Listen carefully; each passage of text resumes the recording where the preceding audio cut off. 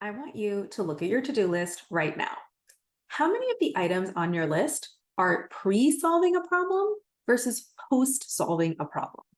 In other words, how many of the items on your list are trying to address a problem that you anticipate might happen but hasn't actually happened yet? That would be pre solving. Versus how many of the items on your list are addressing a problem that's already happened? That would be post solving. For example, if you have it on your list as send out meeting summary and next steps, are you doing that because you anticipate that people will forget what was discussed and you want to prevent that? Or are you doing that because people have actually forgotten what was discussed in past meetings? And so you're addressing a problem that's been proven to exist. If you're anything like me, you've set a standard of success for yourself that says if a problem occurs, I've done a bad job. I should have seen it coming and I should have prevented it from happening. This is a standard of success that makes you highly conscientious, diligent, and effective. It gives you fantastic results, and it means that you always have your shit together. And this is a standard of success that leads you to do a lot of extra work because the world has a lot more possible problems than actual problems.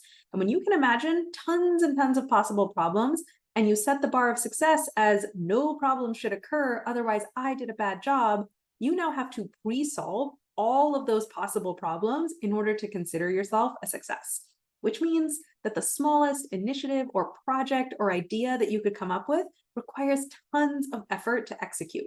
And you either have to work yourself into the ground to do everything you want to do, or you have to limit the number of things you take on and feel bummed out about the things you can't do, even though you want to. But what if you allow problems to occur and you solve them after they've happened? What if your standard of success isn't if a problem occurs, I've done a bad job, I should have seen it coming and prevented it from happening?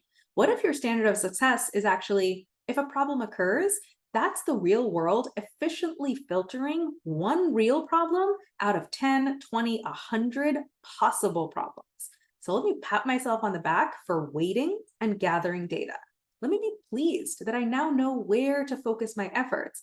And let me be proud of myself for not wasting my precious time and energy pre-solving 10 problems that might have never happened, and therefore having the energy to tackle this one real problem when it actually arose. And then let me get to work solving this one real problem. How would that way of looking at the world change the level of effort it takes for you to start something new?